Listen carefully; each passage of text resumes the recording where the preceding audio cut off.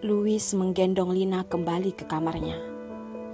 Dia menggendongnya sampai ke depan ranjang besar. Louis melemparnya ke kasur, seakan-akan dia adalah sebuah barang. Tapi dia tahu kalau kualitas ranjang ini sangat bagus dan sangat empuk, jadi tidak bisa membuatnya sakit. Lina terbaring di kasur yang sangat empuk itu dan merasa ketakutan. Sampai sekujur tubuhnya gemetar karena dia sedang melihat pria yang sedang marah seperti seekor serigala yang ingin memakannya. Di situasi seperti ini, dia ingin bertahan untuk tetap tenang, tapi dia tetap tidak bisa melakukannya. Lina tidak berani melihat Louis, tapi Louis memerintahkannya dengan marah. Tidak boleh tutup mata. Lihat aku. Lina melihat Louis dan menatapi dia yang sedang membuka bajunya. Karena dia sudah sangat marah, sehingga menyebabkan kancing baju yang dibukanya itu lepas dan jatuh ke lantai. Dia mendorong Lina ke ranjang dan menahan tubuhnya di atas Lina. Memperlakukannya seperti ingin mengelupas kulit seekor anak kambing.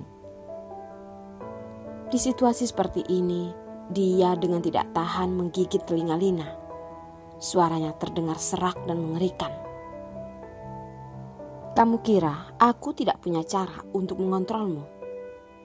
Kamu segitu ingin berada di samping pria itu, melayaninya, menjaganya, dan tidak ingin meninggalkannya. Baiklah kalau begitu, aku akan melihat dan menunggu apa yang akan kamu lakukan.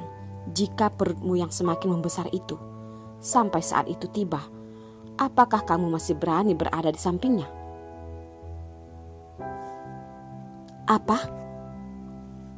Karena Lina sangat ketakutan, jadi dia tidak merespon apa yang dikatakan Louis dan tidak mengerti apa maksudnya. Dia hanya bisa melihat Louis dengan raut wajah yang bingung. Aku ingin punya anak darimu. Kalau kali ini tidak bisa, aku akan membuatnya lagi. Cepat atau lambat, kamu akan hamil dengan anakku di dalam perutmu.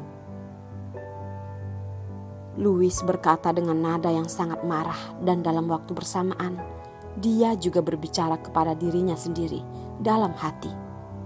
Kalau dia akan menjaga anaknya dengan baik. Kalau saja itu adalah anak Lukas, dia akan membuilinya.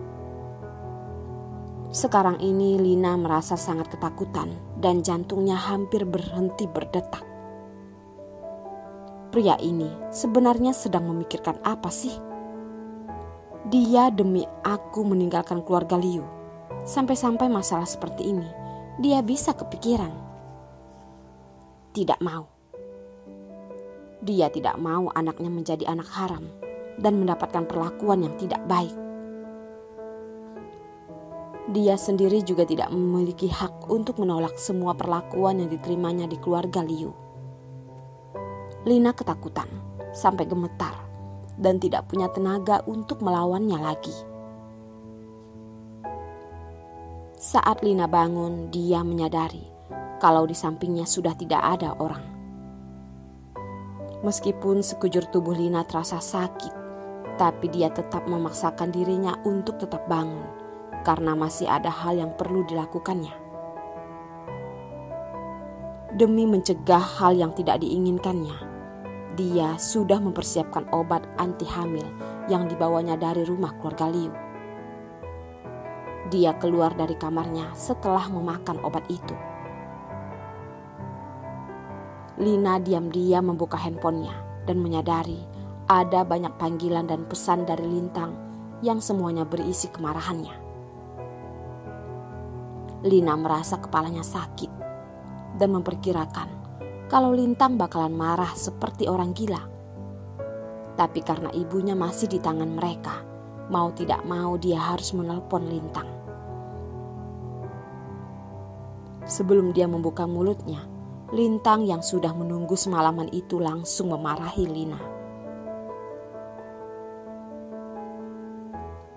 "Wanita jalang, kamu sengaja ya? Hah? Berani sekali kamu membuatku menunggu sangat lama. Kamu ingin mati ya? Dasar wanita brengsek." Lina emosi sampai seluruh tubuhnya gemetar. Tapi mau tidak mau dia tetap harus menahannya.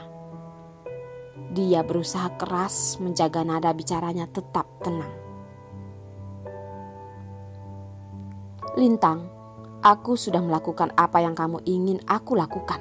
Dan kamu masih belum puas. Kamu menyuruhku membuat kesempatan untukmu. Dan sudah kubuat. Bukannya dia pergi ke toko kue semalam."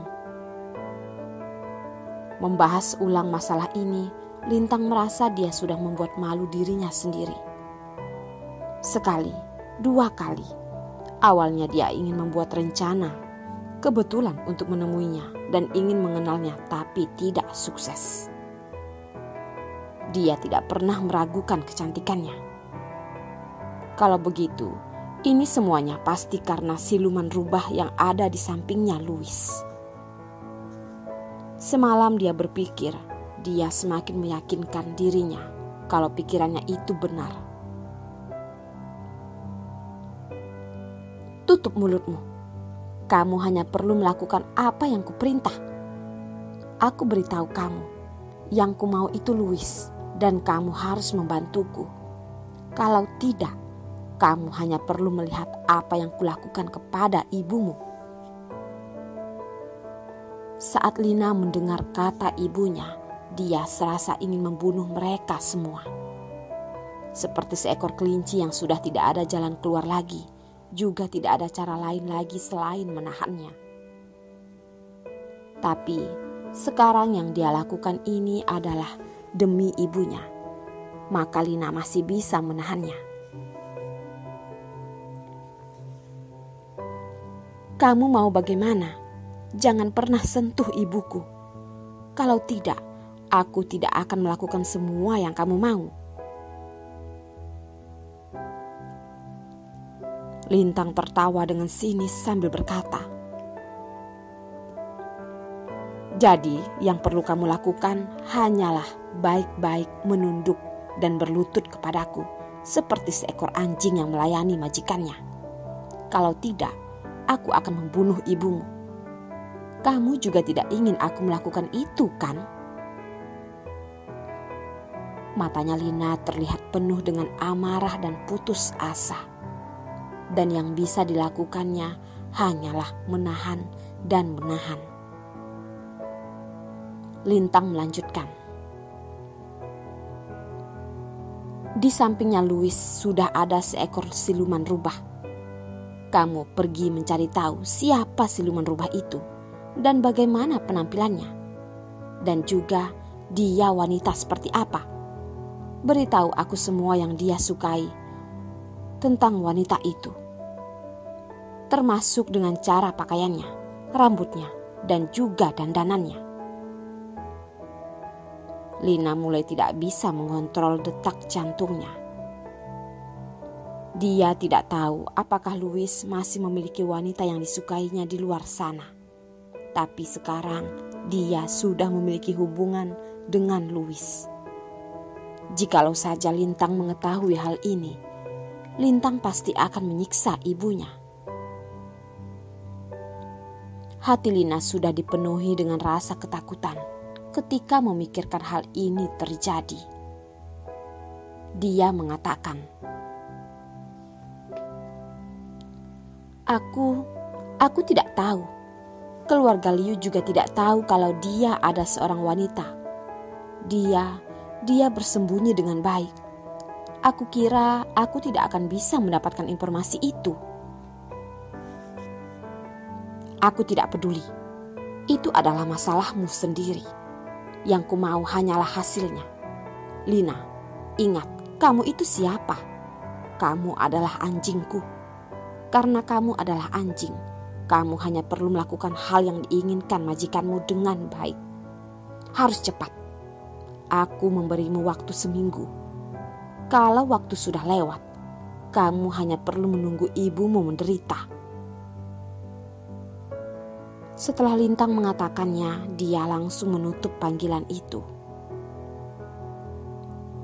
Lina duduk di kursi dan hatinya hanya dipenuhi dengan perasaan yang sedih. Dia juga tidak tahu apa yang sudah dilakukan leluhurnya, sampai-sampai dia begitu menderita. Bagaimana bisa dia mencari tahu informasi tentang wanita yang disukai Louis? Saat dalam kebingungannya, Lina mendengar suara ketukan pintu. "Nona, apakah Anda sudah bangun?" Bibi Septi bertanya dengan lembut. Lina dengan segera menjawabnya. "Aku sudah bangun." "Selamat pagi, Nona. Nona, sarapan sudah dibuatkan untukmu. Setelah Anda mandi, Anda boleh turun memakannya. Kalau Anda merasa tidak enak, aku juga bisa mengantarkan makanan ke kamar, dan Anda boleh..."